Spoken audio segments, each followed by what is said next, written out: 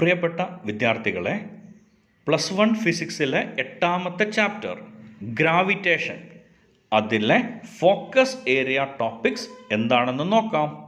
First one, universal law of gravitation. Second one, acceleration due to gravity of the earth.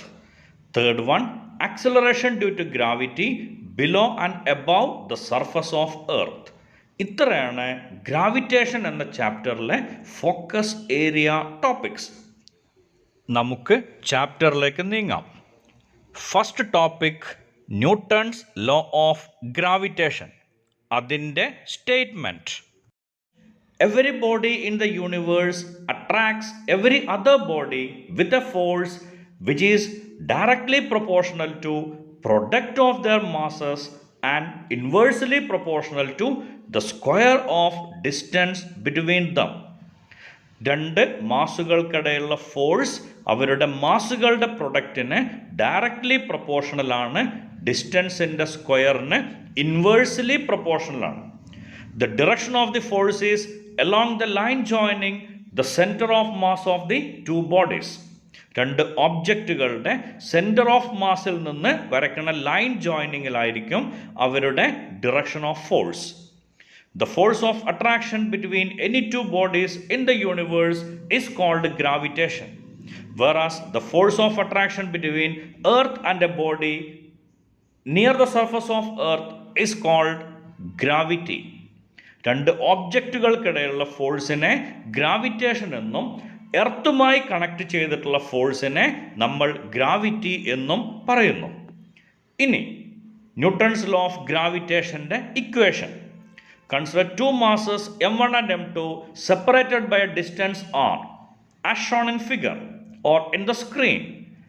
സ്ക്രീനിൽ നോക്കൂ, രണ്ട് മാസുകൾ m1 m2. Force on first mass can be called as F12 and force on second mass can be called as F21. As per the law, F is proportional to m1 m2 and F is inversely proportional to r square, or F is proportional to m1 m2 divided by r square. F equal to G m1 m2 divided by r square, where G is called universal gravitational constant. The value of G was first determined experimentally by Henry Cavendish. Value of G is 6.67 into 10 raised to minus 11 Newton meter square per kilogram square. And its dimensional formula is m raised to minus 1 L cube t raised to minus 2. G is called universal gravitational constant because it is independent of the medium in which masses are placed. ഏത് മീഡിയത്തിലാണ് രണ്ട് മാസുകൾ വെച്ചിട്ടുള്ളത് എന്ന് gravitational ഫോഴ്സിനെ ബാധിക്കില്ല. അതുകൊണ്ടാണ് G എന്നുള്ള value അല്ലെങ്കിൽ G എന്ന ടേമിനെ യൂണിവേഴ്സൽ ഗ്രാവിറ്റേഷണൽ കോൺസ്റ്റന്റ് എന്ന് വിളിക്കുന്നത്. Vector form of law of gravitation. Consider two masses m1 and m2 separated by a distance r. F12 is a force on first mass due to second, and F21 is a force on second mass due to first. R12 is a unit vector from m1 to m2, and R21 is a unit vector from m2 to m1.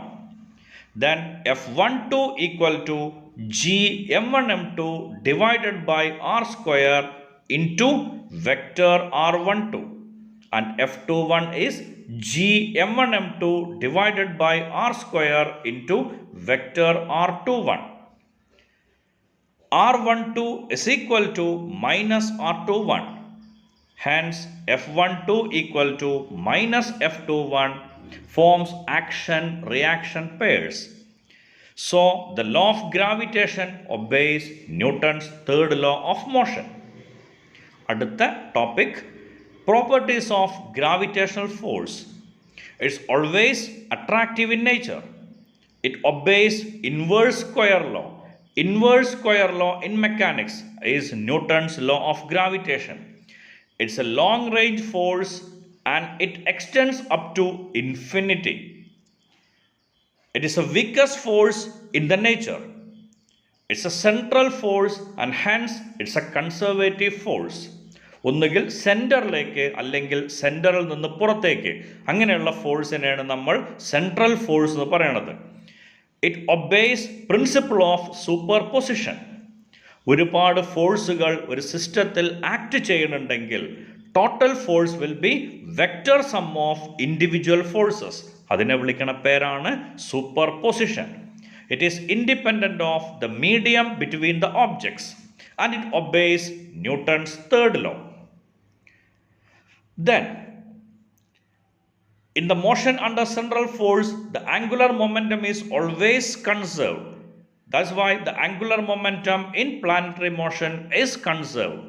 Rotational motion അല്ലെങ്കിൽ system of particles and rotation എന്ന ചാപ്റ്ററിൽ നമ്മൾ explain ചെയ്തിരുന്നു.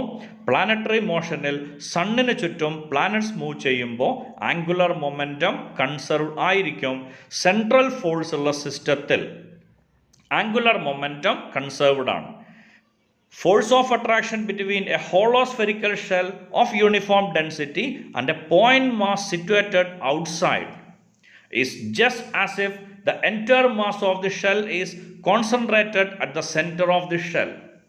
രണ്ട് ഷെല്ലുകളാണെങ്കിൽ രണ്ട് centre of മാസുകൾക്കിടയിലാണ് distance measure ചെയ്യുക. അതേപോലെ ഒരു ഷെല്ലും ഒരു പോയിന്റ് മാസും ആണെങ്കിൽ ഷെല്ലിൻ്റെ ടോട്ടൽ മാസ് സെൻറ്ററിൽ കോൺസെൻട്രേറ്റ് ചെയ്തതുപോലെ അല്ലെങ്കിൽ സെൻറ്റർ ഓഫ് മാസിൽ നിന്നും പോയിന്റ് മാസിലേക്കുള്ള ഡിസ്റ്റൻസ് ആണ് നമ്മൾ മെഷർ ചെയ്യുക. The force of attraction due to hollow spherical shell of uniform density on a point mass situated inside is zero. ഒരു ഷെല്ലിൻ്റെ ഉള്ളിൽ ഏത് പോയിന്റ് എടുത്ത് നോക്കിയാലും അവിടുത്തെ ഗ്രാവിറ്റേഷണൽ ഫീൽഡ് സീറോ ആണ് വരിക. ദെൻ അതിൻ്റെ സെൻറ്റർ പോയിന്റിൽ നമ്മൾ കൺസിഡർ ചെയ്താൽ അവിടുത്തെ ഫോഴ്സ് ഓഫ് അട്രാക്ഷൻ സീറോ ആയിരിക്കും. Next quantity is acceleration due to gravity of the earth. The force of attraction exerted by earth on a body is called gravity. Acceleration due to gravity means it is an acceleration produced on a mass under the influence of gravity is called acceleration due to gravity. It is denoted by the letter G and normal value of G is 9.8 meter per second square. അതിൽ നിന്നും ജിയുടെ unit metre per second square ആണെന്ന് മനസ്സിലാക്കാം. Its dimension or dimensional formula is L(T)⁻². It's a vector quantity. Acceleration due to gravity എന്ന് പറയുന്നത് acceleration ആണ്. Acceleration vector quantity ആണ് നമുക്കറിയാം. Okay, so acceleration due to gravity is an acceleration on a freely falling body due to the attraction of earth. Consider a body of mass m lying on the surface of earth. Then gravitational force on the body is given by F equal to gmm divided by r square.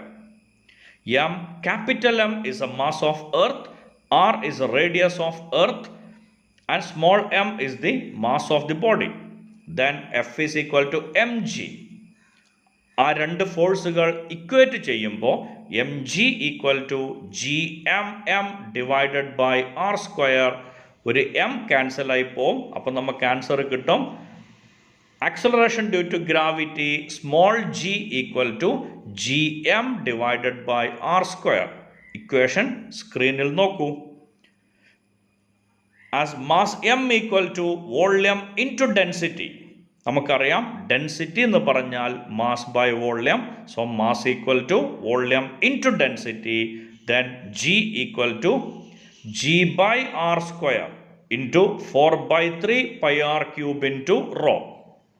അതിൽ നിന്ന് നമുക്ക് G എന്നുള്ളതിന് പുതിയൊരു equation കിട്ടും. 4/3 πr ρ g. 4/3 πr ρ g.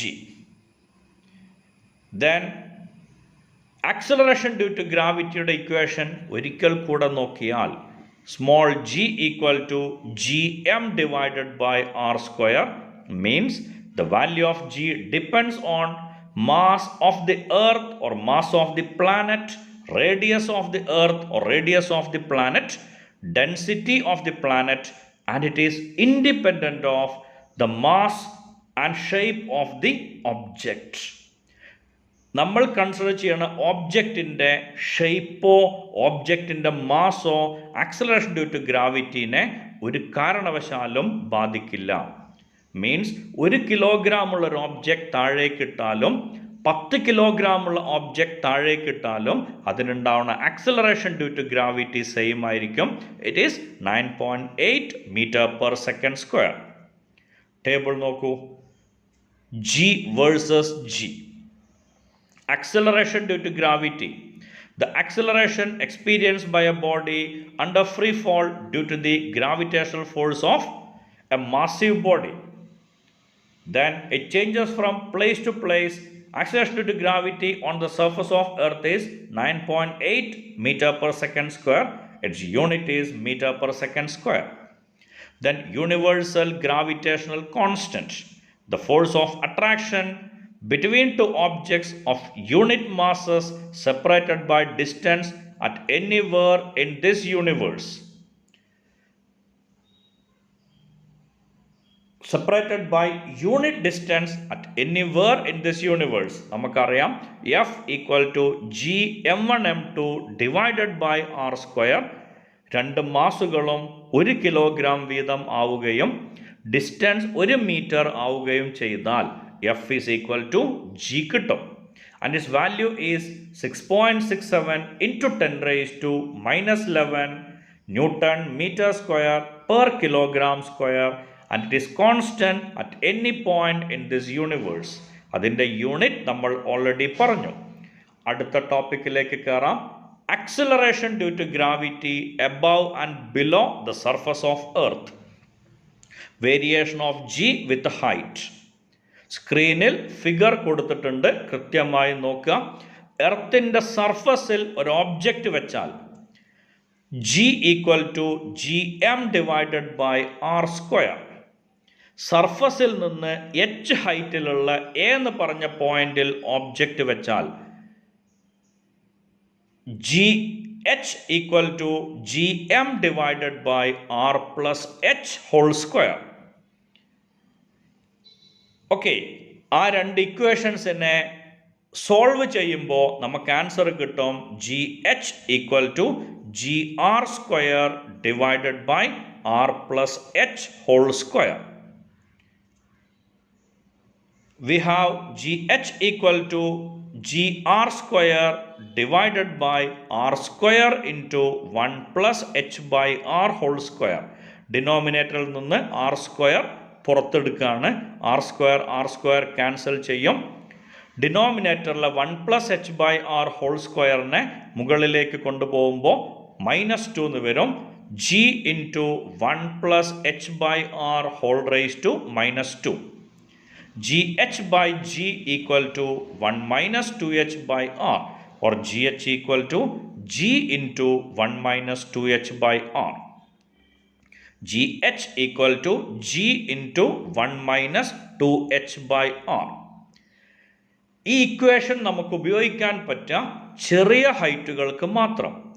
Height ഒരുപാട് വലുതാണെങ്കിൽ ഈ equation ഉപയോഗിക്കാൻ പറ്റില്ല. ആ സമയം നമ്മൾ യൂസ് ചെയ്യുക gh equal to gr square divided by r plus h whole square. For example, if the height is 3200 kilometers, 3200 kilometre ഉയരത്തുള്ള ഒരു പോയിന്റ് ആണെങ്കിൽ g h equal to g into 1 minus 2h by R എന്നുള്ള equation ഉപയോഗിച്ചാൽ നമുക്ക് കിട്ടുക 0 എന്നുള്ള answer ആയിരിക്കും. അത് തെറ്റായിരിക്കും. അവിടെ ഉപയോഗിക്കേണ്ടത് g h equal to g R square divided by R plus h whole square എന്നുള്ള ഇക്വേഷനാണ്. അപ്പോൾ നമുക്ക് അതിൻ്റെ ആൻസർ കൃത്യമായി കിട്ടും. Then variation of g with depth. G എന്നുള്ളതിൻ്റെ ഇക്വേഷൻ നമുക്കറിയാം. ഒന്നുകിൽ G M by R square അല്ലെങ്കിൽ 4/3 pi R rho G. Acceleration due to gravity at a depth d from the surface of earth, gd equal to 4/3 pi r minus d into rho g. കാരണം small g എന്നുള്ള മുകളിൽ കൊടുത്ത ഇക്വേഷനിൽ വേരിയബിളായി വരുന്ന ഒരേ ഒരു ക്വാണ്ടിറ്റി ക്യാപിറ്റൽ ആർ ആണ്. R become R minus d. ആ രണ്ട് ഇക്വേഷൻ സോൾവ് ചെയ്യുമ്പോൾ നമുക്ക് ആൻസർ കിട്ടും g d equal to g into 1 minus d by R. G d equal to g into 1 minus d by R. ആ ഇക്വേഷനിൽ നിന്ന് നമുക്കൊരു കാര്യം മനസ്സിലാവും. At the centre of earth d equal to capital R. അപ്പം നമുക്ക് g d എന്നുള്ളതിൻ്റെ ഉത്തരം കിട്ടുക 0 ആയിരിക്കും. And from this equation it is clear that if d increases, the value of g decreases. എർത്തിൻ്റെ സർഫസിൽ നിന്ന് മുകളിലേക്ക് പോയാലും താഴേക്ക് പോയാലും ജിയുടെ വാല്യൂ ഡിക്രീസ് ചെയ്തുകൊണ്ടേയിരിക്കും. Then the value of g decreases both with increase in height and increase in depth. So it is maximum at the surface of earth. ജിയുടെ വാല്യൂ മാക്സിമം വരിക എർത്തിൻ്റെ സർഫസിലാണ്, അതന്നെ എർത്തിൻ്റെ പോളിൽ. ദെൻ മാക്സിമം സർഫസിലാണ് മുകളിലേക്ക് പോകുമ്പോഴും താഴേക്ക് പോകുമ്പോഴും അതിൻ്റെ വാല്യൂ കുറഞ്ഞുകൊണ്ടേയിരിക്കും. അത് കാണിക്കാനുള്ള ഗ്രാഫ് സ്ക്രീനിൽ കൊടുത്തിട്ടുണ്ട്, നോക്കാം. Then variation of g due to shape of earth. എർത്തിൻ്റെ ഷേപ്പ് നമുക്കറിയാം, geoid. Okay, or it is flatten at the poles and bulged out at the equator. അപ്പോൾ നമുക്കൊരു കാര്യം ഉറപ്പാണ്, equatorial radius is greater than polar radius. സ്വാഭാവികമായും radius കൂടുന്ന സ്ഥലത്ത് ജിയുടെ വാല്യൂ കുറഞ്ഞു വരും. So value of g is maximum at poles and minimum at equator. ഇത്രയുമാണ് ഈ ചാപ്റ്ററിൽ നമ്മളുടെ ഫോക്കസ് ഏരിയ ടോപ്പിക്സിൽ കൊടുത്തിട്ടുള്ളത്. ഇത്രയും ഭാഗങ്ങൾ നിങ്ങൾക്ക് കൃത്യമായി മനസ്സിലായിട്ടുണ്ടാവും എന്ന് പ്രതീക്ഷിക്കുന്നു. Thank you all.